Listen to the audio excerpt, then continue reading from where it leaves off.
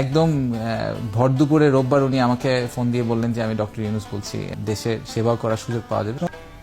এটা একটা আমারও কাছে, আমার নিজের কাছেও একটা বড় প্রশ্ন। আগে কি যোগাযোগ ছিল, পরিচয় ছিল? অল্প করে যোগাযোগ ছিল।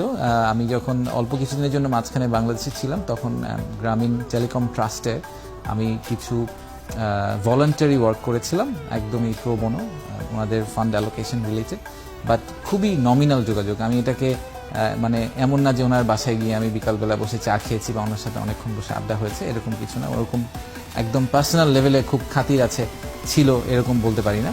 তো সো আমার জন্য এটা একটা বড় প্রশ্ন যে উনি হঠাৎ করে কেন আমার কথা মনে করলেন, আমাকে খুঁজে পেলেন, বাট খুঁজে পেয়েছেন and I consider myself very lucky. কিভাবে খুঁজে পেলেন?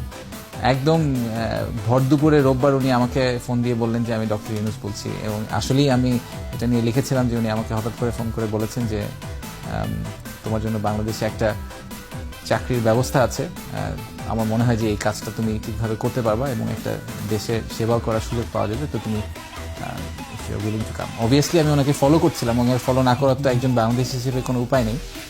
সো এটাই story, that is really it.